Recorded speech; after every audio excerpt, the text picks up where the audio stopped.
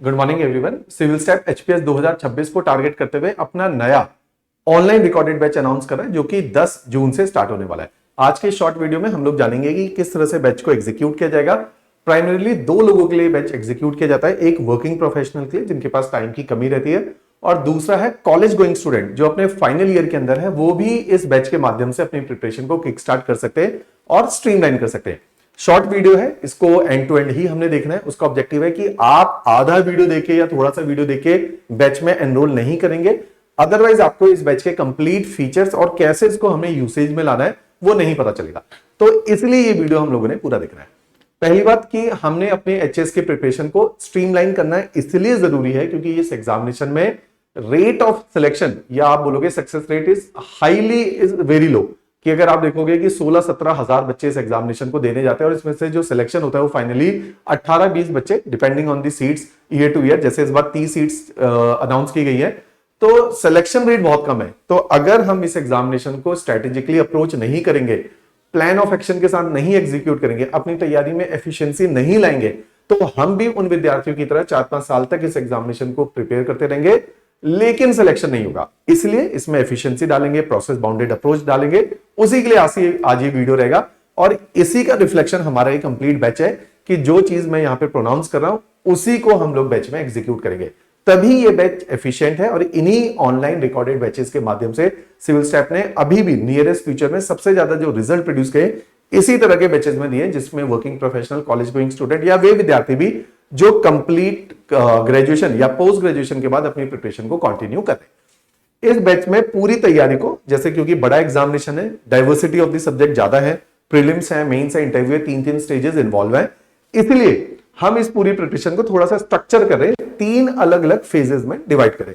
Phases is की पहली phase में कुछ एक स्टेप है, सीरीज ऑफ स्टेप्स है, वो करने जरूरी है। सेकंड फेज में कुछ और स्टेप्स करने जरूरी है। थर्ड फेज में जो अब तक किया जा चुका है उसके अंदर और थोड़ी सी डेप्थ डालने की जरूरत है। तो अलग अलग स्टेजेस में अलग अलग रिक्वायरमेंट है प्रिपरेशन के दौरान। इन जनरल जब हम लोग प्रिपरेशन को स्टार्ट भी करते हैं तो हम क्या करते हैं कि एक ही फ्रीक्वेंसी में प्रिपरेशन को करते हैं।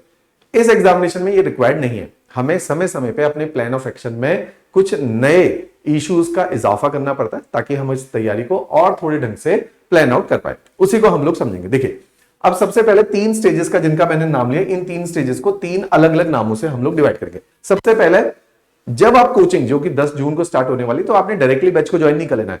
कुछ सेट ऑफ एक्शंस है जो मैं अभी लिख के दे दूंगा, ट्राई करेंगे 10 जून से पहले ये कुछ सेट ऑफ टास्क है उसको पूरा हम लोग कर लेंगे।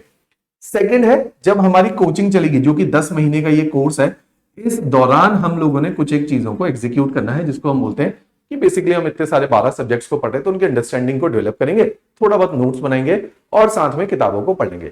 इस स्टेज का नाम है कि हम अपनी अंडरस्टैंडिंग को डेवलप करेंगे। Once we are done with the coaching, third phase आता है जिसको बोला जाता है पोस्ट कोचिंग। मैक्सिमम लोग पोस्ट कोचिंग वाले फिनोमिना को एग्जीक्यूट नहीं कर पाते। कोचिंग करने तक चीजें बहुत आसान होती हैं क्योंकि इसमें आप लोगों का एफर्ट कम होता है, टीचर का एफर्ट ज्यादा है। यहां पे आप लोगों का एफर्ट ज्यादा है क्योंकि कोचिंग के बाद अपनी पूरी तैयारी को बांध के रखना और इसमें प्लस डालना। प्लस का मतलब है कि वो सारी चीजें करना है जो बाकी विद्यार्थी नहीं कर रहे। मैक्सिमम लोग तो यही करके छोड़ देंगे, लेकिन जो इसके बाद अपनी तैयारी में वैल्यू ऐड करेगा या एनरिच करेगा अपने कंटेंट को, उसका जाके सिलेक्शन होगा। तो ये वाला काम करना मुश्किल है क्योंकि ये आपके ऊपर रिस्पॉन्सिबिलिटी डालता है, इसलिए मैक्सिमम लोग इसको नहीं निभा पाते और यही सिलेक्शन और ना सिलेक्शन के बीच में एक मेजर रोल प्ले करेगा। तो इस पूरी तैयारी को जो 3 स्टेजेस की मैंने बात करी है, इसको इस तरह से हम इन 3 फेजेस को स्ट्रक्चर आउट कर रहे हैं। सबसे पहला कि जब आप कोचिंग को ज्वाइन करते हैं टिल 10th ऑफ जून आपके पास क्या टास्क रहने चाहिए जो आपने करना है।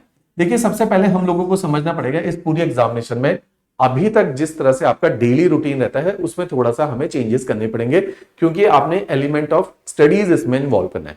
ये स्टडीज भी क्योंकि टारगेटेड है, एफिशिएंसी की तरफ हम लोग आपको पुश कर रहे हैं, तो आप जैसे पढ़ते हैं या अगर इससे पहले भी पढ़ाई करते हैं उसी तरीके से अगर करते रहोगे तो कोई खास फायदा नहीं होगा।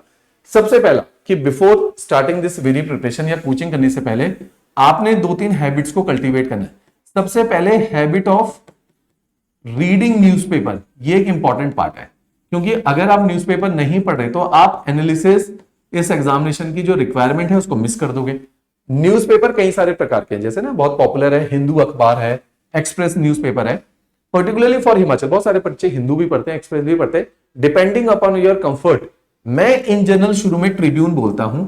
अगर कोई हिंदू के साथ उतना ज्यादा कंफर्टेबल नहीं है तो ऐसा गिल्ट फील करने की जरूरत नहीं है कि आप पढ़ ही नहीं रहे। तो ट्रिब्यून डिसेंट न्यूज़पेपर है और हिमाचल के अंदर प्रीलिम्स के लिए तो वैसे ही हम आपको सपोर्ट करने वाले हैं। न्यूज़पेपर हम इसलिए पढ़ रहे हैं ताकि हमारी एनालिटिकल स्किल्स डेवलप हो, हमारे पर्सपेक्टिव नजरिए थोड़े से क्लियर बन जाए, इसके लिए हम अखबार पढ़ रहे हैं। तो Tribune is a very good newspaper for this very matter. Tribune को आप लोग पढ़िए, न्यूज़पेपर रीडिंग की हैबिट कल्टीवेट कीजिए। 1 घंटा एटलीस्ट डेली बेसिस पे न्यूज़पेपर रीड करना शुरू कर दीजिए। हो सकता है बहुत सारे आर्टिकल आपको उतने ज्यादा समझ में नहीं आए क्योंकि आपकी वो सब्जेक्ट एक्सपर्टीज नहीं है। हो सकता है एक लेवल पे आपकी इंग्लिश की भी लिमिटेशन है कि उतने ज्यादा वोकैबुलरी नहीं है, लेकिन न्यूज़पेपर रीडिंग करना शुरू कीजिए। एक लगा लीजिए इंग्लिश का रजिस्टर, सिंपल 20-25 रुपए वाला रजिस्टर लगाइए, उसमें डेली के 5 शब्द लिखिए और इन शब्दों को ध्यान से सुनना। आप लोगों ने हिंदी में भी लिखेंगे क्योंकि हिंदी हमारी मातृभाषा होने की वजह से हम जल्दी याद कर लेते हैं, और जब तक किसी शब्द का हिंदी में मतलब नहीं है तो वो शब्द आपका अपनी वोकैबुलरी का पार्ट नहीं बनेगा। आपको वो बस कोरा शब्द याद रहेगा, यूसेज उसका नहीं आ पाएगा। साथ ही साथ अखबार में जैसे वो शब्द लिखा गया है उसी के साथ उसको लिखने की आदत डाल लीजिए ताकि आपको उसका सेंटेंस में कैसे प्रीपोजिशन वो कौन से ले रहा है, आर्टिकल्स कौन से लेता है, उसके साथ यूज करना आ जाए। इस तरीके से एक शब्द के साथ आप थोड़ी सी एक्सरसाइज करोगे कि उस शब्द को लिखोगे, उसका इंग्लिश में मतलब लिखोगे, हिंदी में मतलब लिखोगे और उसको कैसे इस्तेमाल किया जाता है वो लिखोगे और डेली 5 शब्द इकट्ठे करोगे। ये अगले 4-5 महीने तक आपकी एक्सरसाइज चलेगी अनटिल एंड अनलेस आप 500-600 शब्द इकट्ठे करके ना रख लो। जब आप 500-600 वर्ड हो जाए तो आप रुक जाएंगे, फिर इन 500-600 शब्दों को ही रटेंगे। अखबार में अनुमम यही शब्द हैं जो बार बार रिपीट होंगे लार्जली। इतने से आपका गुजारा हो जाएगा, वोकैबुलरी का स्तर बढ़ चुका होगा। एक काम ये करेंगे अखबार की, लेकिन ये हैबिट का पार्ट है, एक दिन में नहीं बनेगी, पुश करना पड़ेगा डेली बेसिस पे। 10-15 दिन में एक हैबिट कल्टीवेट हो जाएगी। दूसरा काम, अब जब भी हम तैयारी को स्टार्ट करते हैं, मैं बार बार बोल रहा हूं कि एफिशिएंसी की बात कर रहे हैं, तो आपको राइट प्रोसेस सीखना पड़ेगा कि इस तैयारी को, जैसे ना बहुत सारे लोगों ने बहुत कम समय में इस एग्जामिनेशन को क्वालिफाई किया, वो इसलिए है क्योंकि उन्होंने राइट प्रोसेसेस का इस्तेमाल किया है। राइट प्रोसेस का मतलब है कि वो सारी चीजें करना इस एग्जामिनेशन में जो करनी बहुत जरूरी है। जैसे मैं बार बार बोलता हूं कि स्ट्रेटेजी की बात है, तो एक ना इसी वीडियो के डिस्क्रिप्शन में एक लिंक लिखा है जिसका नाम है 10 स्ट्रेटेजी वीडियोस फॉर फ्रेशर। जब भी हम अपनी तैयारी को स्टार्ट करें तो हमें कुछ एक सेट ऑफ वीडियोस देख लेनी चाहिए जिससे हमें क्लैरिटी ऑफ थॉट आए। जैसे सेंट्रलाइजेशन का प्रिंसिपल होता है नोट्स मेकिंग में, उसको कैसे परस्यू करें, इसके अंदर वो एक वीडियो दे रखा है। करंट अफेयर को अप्रोच करने का तरीका क्या होता है, ऐसे ही वर्किंग प्रोफेशनल का प्लान ऑफ एक्शन क्या रहता है। मार्क्स बार बार पूरी तैयारी करें लेकिन मार्क्स इंक्रीज नहीं हो रहे, उनको इंक्रीज करने का तरीका क्या होता है। ऐसे ही मेंस के नोट्स बनाने का तरीका क्या है, प्रीलिम्स के नोट्स बनाने का तरीका क्या है, कॉलेज गोइंग स्टूडेंट्स के लिए क्या स्ट्रेटेजी हो सकती है, उसका एक अलग तरीका है। तो ऐसे ही अलग अलग स्टूडेंट्स के लिए अलग अलग प्लान ऑफ एक्शन हम लोगों ने ड्रॉ किए हैं और अलग अलग स्टेजेस इस एग्जामिनेशन की तय की है। इन वीडियोस को आपने जरूर देखना है बिफोर 10th ऑफ जून। ये वीडियो आपको क्या दे रहे हैं, क्लैरिटी। जितनी ज्यादा इस एग्जामिनेशन में क्लैरिटी होगी उतना जल्दी आप इस एग्जामिनेशन को क्वालिफाई करोगे, ताकि आप इस एग्जामिनेशन की प्रिपरेशन में डिरेल मत हो जाना। मैक्सिमम लोग after putting so much of hard work इस एग्जामिनेशन को नहीं क्वालिफाई कर पा रहे क्योंकि वो क्या कर रहे हैं कि एग्जामिनेशन में जो जरूरत है तैयारी करने की उस तरीके से तैयारी को परस्यू नहीं कर रहे। तो एक काम आपने ये करना है before 10th of June. Third काम जो आपने करना है, क्योंकि इस एग्जामिनेशन में हमेशा बेस बहुत इंपॉर्टेंट है और NCERT are the foundational block for this very examination, तो हमने एनसीईआरटी को पढ़ना है। लेकिन आपने अपने आप एनसीईआरटी को अप्रोच नहीं करना है। हमने एक तरीका बताया है और वीडियोस बनाई है, फ्री वीडियो, उसी तरीके से एनसीईआरटी को अप्रोच करेंगे। वो इसलिए है क्योंकि एनसीईआरटी हाईली एनालिटिकल है। अगर उनको सही नजरिए से पढ़ा जाए तो हम उसको सही नजरिए से अभी तक नहीं पढ़ते, हम उनको वैसे पढ़ते हैं जैसे क्लासेस में पढ़ाई गई है 6 क्लास 7 क्लास में, तो हम उनको रटते ज्यादा है, समझते कम है। हमने एक सीरीज बनाई है आरम सीरीज, इसमें 4 subject geography, economy, polity and history, इनकी क्लास 6 टू क्लास 12 एनसीईआरटी पढ़ाई है जो आपके लिए बेसिक्स का काम करेगी। आपका सब्जेक्ट शुरू होने वाला है ज्योग्राफी से। By 10th of June make sure 16 lecture geography के 1-1 घंटे के लेक्चर है। हर लेक्चर के साथ नोट्स ऐसे ना कि पहले सोलर सिस्टम उसके नोट्स अटैच्ड है, फिर जियोमॉर्फोलॉजी है उसके नोट्स अटैच्ड है, तो हर लेक्चर के साथ नोट्स अटैच्ड है। इन लेक्चर को देखेंगे, नोट्स को पढ़ेंगे, फिर जाके एनरोलमेंट लेंगे। उससे क्या होगा कि आपका थोड़ा सा बेसिक काम पूरा हो जाएगा। तो this is the first stage जिसको हम फेज 1 बोलते हैं कि 10 जून से पहले ये फंडामेंटल आपने क्लियर करके बैठना है ताकि आप भी एक साल के अंदर पेपर को क्वालिफाई कर पाए जैसे बाकी बच्चे एटलीस्ट प्रीलिम्स फर्स्ट अटेम्प्ट में और मैक्सिमम सेकंड अटेम्प्ट में मेंस को इस बार बहुत सारे बच्चों ने सिलेक्शन दी है 2-2 साल के अंदर, 2.5 साल के अंदर। ये काम करने का आपने करना है। Once you have taken admission 10th June से अगले 9 महीने तक आपका डिफरेंट प्लान ऑफ एक्शन होगा जो मैं लिख के दे रहा हूं। जब आप एक बार एडमिशन लेते हैं, मैं फिर से कंप्लीट ओरिएंटेशन क्लास लेता हूं जिसमें मैं पूरा एक साल का टाइम टेबल आपका ड्रॉ करता हूं, उसके हिसाब से हम तैयारी को करेंगे। उसका एक रफ रोड मैप अभी बना के रख लेते हैं। Once your coaching has started, आपने क्या करना है, देखिए कोचिंग में क्या होगा, 1 लेक्चर अ डे मिलेगा, 1 लेक्चर अ डे। और 1 लेक्चर अ डे कब तक मिलेगा, 6 days a week, 6 days a week आपकी क्लासेस होंगी। वीकेंड के अंदर सैटरडे और संडे को आपको मिलेगा 3 चीजें। सबसे पहले एचपीजी के प्रीलिम्स, एचपीजी के मेंस, देन सीसेट। ये आपके वीकेंड के अंदर कंप्लीट हो जाएंगे 9 महीने में। साइमल्टेनियसली मॉर्निंग का स्लॉट है, सुबह 10 बजे क्लासेस रिकॉर्ड करके आपके साथ शेयर कर दी जाएगी। इसके अंदर शुरू के 7 महीने में आपके 5 बड़े subject history, geography, polity, economy, general science complete हो जाएगा। फिर मेंस ओरिएंटेड सब्जेक्ट होंगे। तो 9 से 10 महीने में कंप्लीट सिलेबस आपका पूरा हो जाएगा। इस तरीके से आपके प्लान ऑफ एक्शन चलेंगे। तो आपका काम क्या है, डेली बेसिस पे एक लेक्चर को देखना, उस लेक्चर के कॉरस्पॉन्डिंग आपको मिलेंगे टोटल 19 बुक्स का सेट। देखिए 19 बुक्स बहुत इंपॉर्टेंट है, इनका बाइफर्केशन समझिए 19 बुक्स का। सबसे पहले इन बुक्स के अंदर क्या है, हमारी subject specific book.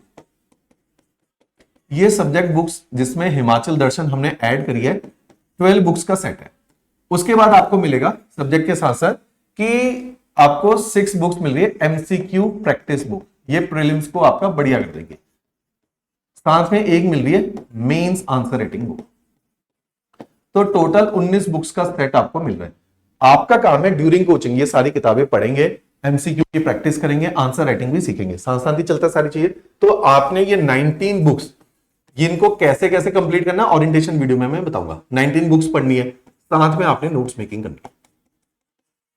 As if for now आप इतना ही करेंगे और डेली बेसिस पे करंट अफेयर प्रीलिम्स का पढ़ेंगे। अगर आप 9 से 10 महीने में इतना कर लेते हो तो 70% of the job is done.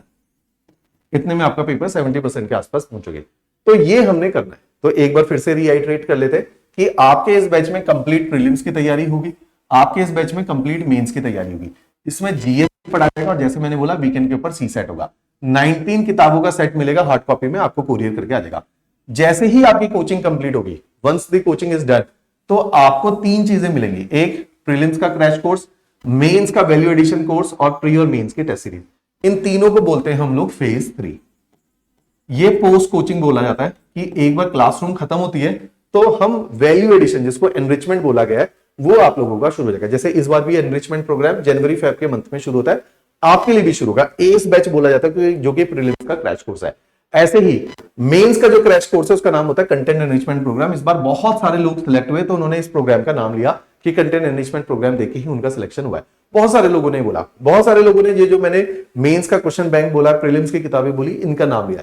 तो अगर हम ये सारी चीजें मिला लेते हैं तब जाके हमारा सिलेक्शन इंश्योर होता है। ऐसे ही प्री और मेंस की कंप्लीट टेस्ट सीरीज है जिसके अंदर 120 टेस्ट दिए जाते हैं, उनके माध्यम से आपका प्री और मेंस जो है हम लोग तैयार करते हैं। इस तरीके से बैचेस है, 3 फेजेस में डिवाइडेड है कि जिसके अंदर हम कोचिंग से पहले क्या करें, दिस इज प्री कोचिंग। तो इस तैयारी को जितना ज्यादा हम लोग स्ट्रीमलाइन करेंगे उतना ज्यादा चांसेस हैं कि आपका ये पेपर निकलेगा। और 0.1% is the chances of selection in this very examination. उसका ध्यान देंगे कि हम भी कहीं 99% बच्चों के अंदर खो ना जाए। तो ये 3 फेजेस में अगर आप तैयारी को अप्रोच करोगे, आपके chances of selection will be bright. ऐसे ही लास्ट में आपने क्या करना है, डायरेक्टली एडमिशन नहीं लेना, डेमो लेक्चर्स दे रखे। बैच हिंदी और इंग्लिश दोनों मीडियम है, दोनों में different set of demo lectures है, क्योंकि हिंदी की डिमांड डिफरेंट है, इंग्लिश की डिमांड डिफरेंट है। इस तरीके से डेमो लेक्चर्स को आप लोग देखेंगे, हिंदी वाले हिंदी के देख लेंगे, इंग्लिश वाले इंग्लिश को देखेंगे। सारे फैकल्टीज, बहुत सारे फैकल्टीज इसके अंदर पढ़ाते हैं, सारे फैकल्टीज के आप लोगों ने डेमो लेक्चर देखने। कोई भी प्रॉब्लम है, कोई भी इंक्वायरी करनी है, मेरे को कॉल करना है। नीचे ऑफिशियल नंबर हमारा शेयर्ड है, हमारे सीनियर जो टीम है वो ही इस कॉल को पिक करती है, वो आपको गाइड करेंगे इस पूरे प्रोसेस में। अगर कोई प्रॉब्लम है, कोई कंफ्यूजन है, कोई क्वेरी है, तो मेरे साथ भी आप अपनी कॉल को कनेक्ट कर सकते हैं। राइट, चलिए, थैंक्स अ लॉट।